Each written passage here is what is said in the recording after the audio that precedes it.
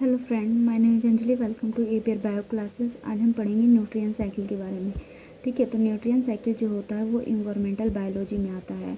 ठीक है, तो इन्वायरमेंटल बायोलॉजी में न्यूट्रिएंट साइकिल आता है। तो इसमें बहुत सारी साइकिल्स आती हैं, जैसे कि कार्बन साइकिल हो गया, नाइट्रोजन साइकिल हो गया, oxygen cycle, water cycles, phosphorus cycles, इसमें ये सब साइकिल आती हैं। ठीक है, तो न्यूट्रिएंट साइकिल के बारे में, न्यूट्रिएंट साइकिल क्या होता है इसके बारे में देखते हैं। तो a nutrient cycle is a repeated pathway of a particular nutrient और element from organism and back to environment. तो इसमें क्या होता है, न्यूट्रिएंट साइकिल में जो न्यूट्रिएंट होती हैं, जो इन्वायरमेंट, जैसे कि इन्वायरमेंट से न्यूट्रिएंट, जो इन्वायरमेंट से क्या होता है न्यूट्रिएंट स्टार्ट होता है, तो वो ऑर्गेनिज्म में जाता है, फिर वो इन्वायरमेंट के अंदर वापस आ जाता है, तो उस पूरे पैथवे को हम न्यूट्रिएंट कहते हैं।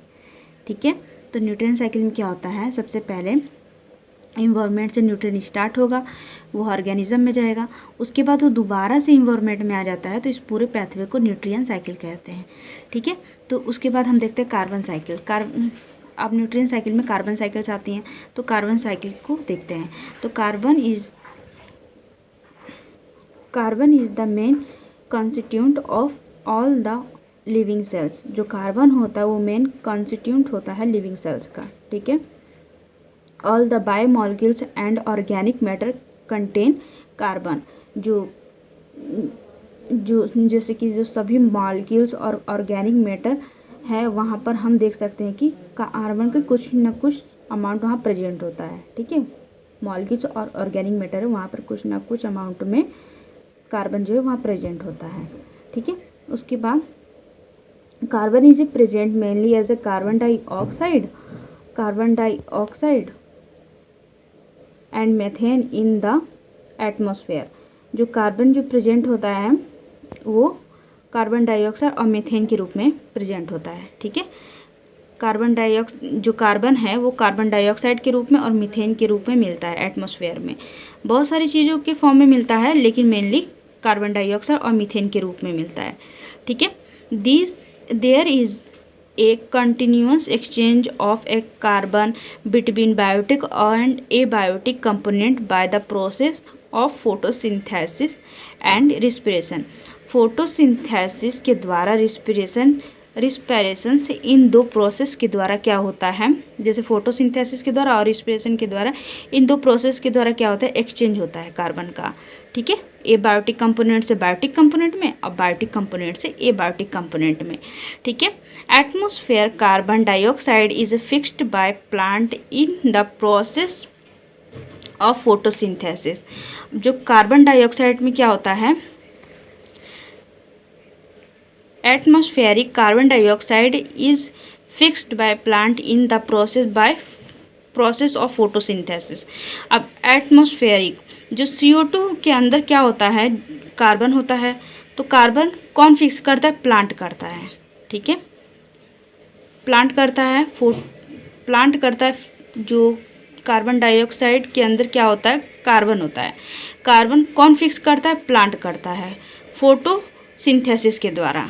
ठीक है, फोटोसिंथेसिस के द्वारा ये फिक्स्ड करता है एटमॉस्फेयर में। ठीक है, all the living organism release carbon dioxide during respiration. जो ऑल ऑर्गेनिज्म है उनमें क्या होता है, रिस्पिरेशन होता है। रिस्पिरेशन की प्रोसेस के द्वारा जो कार्बन डाइऑक्साइड होगा वो इन्वायरमेंट के अंदर रिलीज हो जाएगा। ठीक है, जैसे कि हम सांस लेते हैं, एग्जाम्पल जैसे ऑल ऑर्गेनिज्म, उसमें क्या होता है, रिस्पिरेशन होता है, रिस्पिरेशन होता है। रिस्पिरेशन की प्रोसेस के द्वारा क्या होता है, जो कार्बन डाइऑक्साइड है वो इन्वायरमेंट में रिलीज हो जाता है। ठीक है, उसके बाद all the living organism release carbon dioxide during respiration, ये हो गया। उसके बाद carbon is release into atmosphere by fossil fuel और ऑटो एमिशंस। अब जो कार्बन है वो किसके थ्रू और ज़्यादा निकलता है, जैसे कि और किसके अलावा निकल सकता है कार्बन, तो ये कार्बन जो है इसके अलावा रिलीज होता है फॉसिल फ्यूल के द्वारा और ऑटो एमिशन के द्वारा भी निकलता है। ठीक है, ऑटो एमिशन का मतलब क्या होता है कि ये कार, बाइक्स और एरोप्लेन, इस सब के थ्रू भी कार्बन निकलता है। ठीक है, अब देखते हैं जो organism carbon form dead and decaying organism and waste product is released into atmosphere after decomposition। तो डिकम्पोजिशन के द्वारा जो डेड और डीकेन ऑर्गेनिज्म या वेस्ट प्रोडक्ट के द्वारा रिलीज होता है कार्बन। ठीक है, तो हमने क्या पढ़ा कार्बन साइकिल्स में। तो सबसे पहले इसमें क्या होता है, ये मेन कॉन्स्टिट्यूंट हैं लिविंग सेल्स के। उसके बाद इसमें जो बायो मॉलिक्यूल्स ऑर्गेनिक मैटर, जो इसमें मॉलिक्यूल्स और ऑर्गेनिक मैटर में एक कुछ अमाउंट में यहाँ प्रेजेंट होते हैं। ठीक है, कार्बन प्रेजेंट होता है, carbon present mainly carbon dioxide और methane in the atmosphere, mainly present होता है कार्बन डाइऑक्साइड और मीथेन के फॉर्म में। ठीक है, और एक्सचेंज होता है कार्बन का बायोटिक और बायोटिक कंपोनेंट में। ठीक है, एक्सचेंज होता है बायोटिक कंपोनेंट से एबायोटिक कंपोनेंट में, एबायोटिक कंपोनेंट से बायोटिक कंपोनेंट में। कब होता है ये प्रोसेस? फोटोसिंथेसिस एंड रिस्पायरेशन के प्रोसेस के द्वारा। ठीक है, उसके बाद atmospheric carbon dioxide fixed by plant in the process of photosynthesis. अब जो होता है कार्बन डाइऑक्साइड को कौन फिक्स करता है? कार्बन डाइऑक्साइड के अंदर क्या होता है? कार्बन होता है। जो कार्बन होता है उसको फिक्स कौन करता है? प्लांट में। कार्बन को कौन फिक्स करता है? प्लांट में, सॉरी, कार्बन डाइऑक्साइड के अंदर क्या होता है? कार्बन होता है।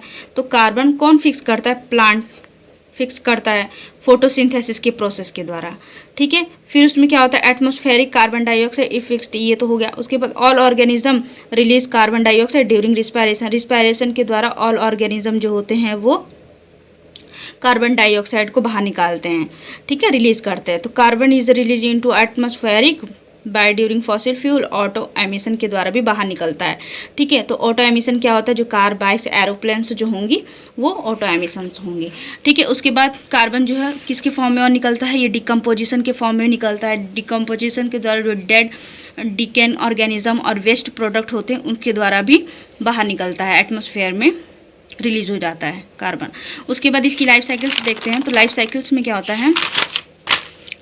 कार्बन साइकिल्स, ये क्या है? कार्बन साइकिल्स हैं। कार्बन साइकिल्स में क्या होता है? ये जो है वो एटमॉस्फेरिक कार्बन है। ठीक है, ये क्या है? एटमॉस्फेरिक कार्बन है। यहाँ पर क्या होता है? जो प्लांट होता है उसमें फोटोसिंथेसिस की प्रोसेस के लिए CO2 का यूज़ होता है। ठीक है, उसके बाद जो एनिमल्स होता है वो कंज्यूम करता है, कंजप्शंस होता है फूड वेब। इसमें क्या होता है? ये इस प्लांट को कंजर्व करेगा, मतलब कि खाएगा, कंज्यूम करेगा। ठीक है, तो उसके बाद जो एनिमल्स रिस्पायरेशन जो होता है वो CO2 को बाहर निकालता है। ठीक है, उसके बाद क्या होता है? इस प्लांट और एनिमल्स की किसी वजह से डेथ हो जाती है तो यहाँ पर क्या होता है? जो ये क्या करते हैं? डिकम्पोजिशन करने लगते हैं, डिकम्पोज होने लगते हैं। डिकम्पोज जब डिकम्पोज होने लगते हैं तो CO2 के फॉर्म में बाहर निकालते हैं। उसके बाद ये फॉसिल फ्यूल के द्वारा भी ये बाहर निकलता है CO2। तो यहाँ जब ये फॉसिल फ्यूल बन जाते हैं तब ये फैक्ट्री में जलाई नहीं जाता है, तो धुएं के रूप में ये इन्वायरमेंट में बाहर निकल जाते हैं, एटमॉस्फेयर में चले जाते हैं। ठीक है,